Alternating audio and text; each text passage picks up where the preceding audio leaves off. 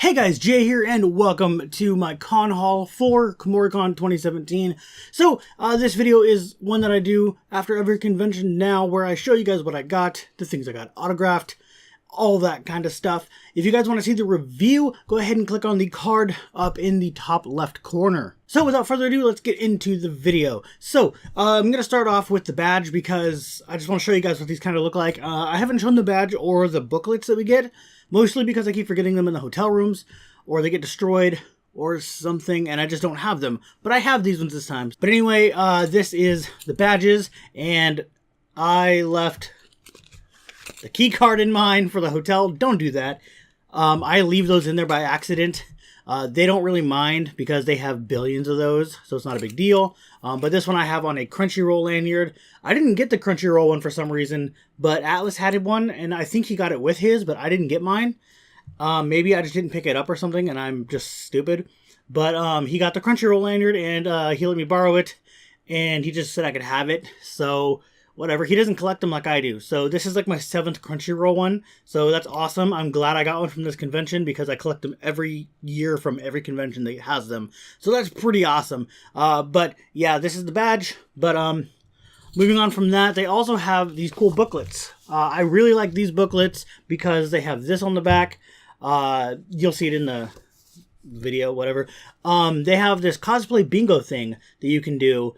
And a lot of people do it, and I want to do it one year for a video, but I want to actually have time to do it, because it's very hard to do these videos. And you'll understand why in my review. I will talk about being able to record and things like that. So there's not going to be too many videos that I was going to do. It just kind of happened. Nothing I can do about it. But these are basically the schedule. It's just literally the schedule. There's nothing else to it. And then we get these magazine-sized booklets, and this has all the convention information. So, like, it has, well, there's ads in it, but it has, like, rules, the different guests of honor, all the programming, which is, like, the schedule, but it doesn't tell you, like, when it is. Well, it does tell you when. Okay, so they tell you when and where, but it has, like, detailed information on the different panels. So like it tells you what the panels are going to be about, whereas the schedule just tells you the name of it and what time it is, and it shows like a time slot thing. Artist alley, all the artists that are going to be in there, all that kind of stuff. It is just really good book to have, and they're really good collector's things, so I really like these. Alright, so that was the first time I've ever shown those off, mostly because it's the only time I've ever gotten them where I've been doing these videos. Just happens that way. I would have shown them off before, but I'd never had them. Anyway, on to autographs. I only got one thing autographed. Sadly, lines were pretty bad, and I will explain this more in the review, but I could only get Todd Haberkorn's signature because of something that happened with the staff, and it's just a long story, so just go to the review for that if you really want to see it. But I got Okami-san and her 7 companions signed over here by Todd Haberkorn. And I didn't even get it signed. Somebody else had to get it signed for me. And again, it's in the review. He's not even on the front cover, which is funny. His character only shows up on the back. So I thought that was kind of weird. But there wasn't a space for him to sign, so I just told him to make sure it was in a blank spot on there. So they weren't... He ended up covering List. So that's this character's name here. He ended up accidentally covering some of that with his signature, but nothing I can do about that. Oh well. So like I said, that's the only autograph I got. So let's go on to the stuff that I bought. And there's quite a few things. One of them I actually have to unroll and show you, so I can't have it. I actually have my table here with me, so I have everything on the table. But that's all rolled up, so I can't unroll it and show you. So I'll have to do that in post or whatever, and do it afterwards. But I'll hold it up or whatever, and whatever I can, but it's all rolled. So the first few things, so I can actually do this in order, I think. I don't know. So the first things that I bought, I found, where was it? These ones. There was this Nico and this Koteri from Love Live. I don't know what these are, but they were really cool looking, and they're kind of chibi, but kind of not. I don't know what they are, or what company they're from or anything, but they looked cool and I liked them. And then later on, well, it was like a couple minutes. I was like, I might buy other stuff, so I'm going to look at the rest of your stuff. And I found a Honoka one. So I bought that one. These were only $18, so they were not very expensive at all. And I think I'm pretty sure they gave me like a few dollars off for buying 3 of them, which is really cool. They usually do that. If you buy a whole bunch of figures, they'll usually give you a good deal. So that's pretty awesome. I really like that. But yeah, I still don't know what these are from. I know they're Love Live, obviously, but I don't know like what set they're from or something. If they're from like a specific figure set. I've never seen figures that look like this, is basically my point. So we're continuing with the Love Live figures because I do have one more, but this one I bought in another set of 3. And I'll show you, I guess I'm going to show you these in order of what ones I like the best as the last ones you guys see. I don't know, it's just how I am. But I started with Love Live, so I'm going to finish the Love Live ones off. But this one is this Honoka figure, and this is from, I can't pronounce the name of the song. The English word someday is in the song title, but I can't pronounce the title to save my life. But this one happens in the anime. It's one that they play as an insert song within the episode. I think it's episode 13 or 12 or something like that. But yeah, so that's where this one's from. And this is my favorite version of any of the characters, like period. And especially my favorite version of Honoka. It's my favorite version of Maki too, but it didn't have a Maki. They only had a Honoka. I think they had a Kotori and an Umi, but no, they had an Ellie, I think, not an Umi. And I didn't want those. I wanted the Honoka one, so I got that. So moving on, I actually found something that's really weird. So I don't think you guys can see over there far enough, but you've probably seen in the background before. It used to be over here and over here.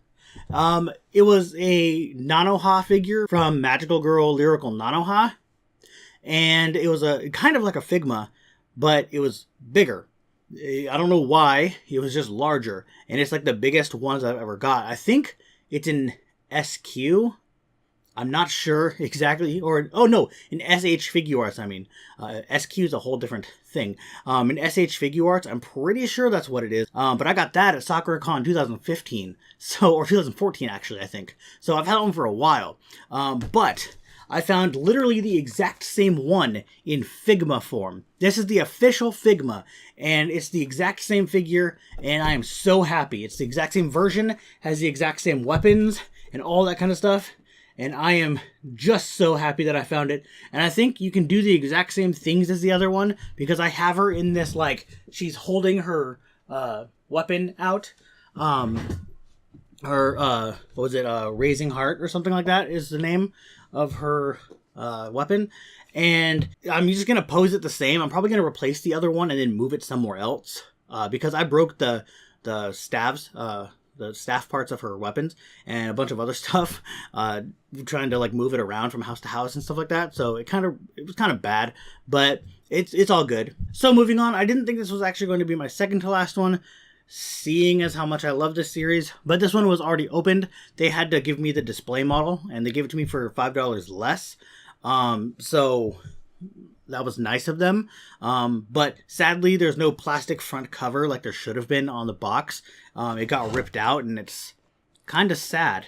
But, yeah, you can see where the glue would be. So it's kind of sad that happened. But it is a made Yui from K-On! And there's supposed to be a Mugi one with it.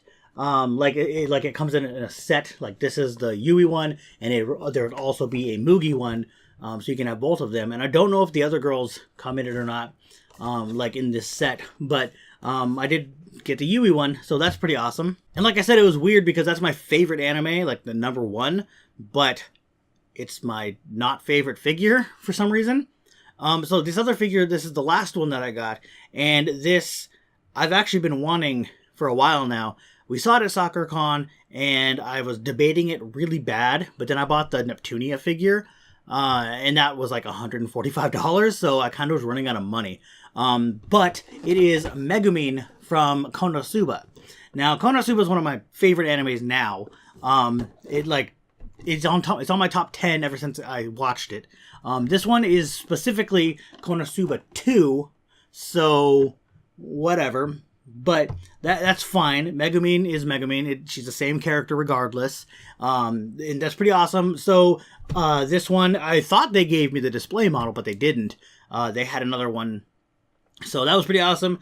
Like I said, I did get one other thing, so I'll show you that real quick. Hopefully this shows up this way, but I will show you an actual picture. Like, I'll hang it on the wall and then show you. But it will be on my back wall eventually here. And then I'm going to get it signed if her voice actor ever comes, because this is the greatest artwork I've ever seen of this character. But it is a Kurumi art from Data Live. And she is my favorite character from Data Live. So that was awesome. But like I said, it rolls up. In order to get it home, I had to roll it up, put rubber. I had to roll it up really tight, like super tight, and then put rubber bands around it and put it in my messenger bag, my Love Live messenger bag. So that was the only way I could get it home safely. Didn't have a choice. I don't have any like poster tubes, and I couldn't get any before I left Atlas's house. But anyway, that is it for this video. Hope you guys liked it. If you did, give it that thumbs up, maybe subscribe for more, and I'll see you guys later.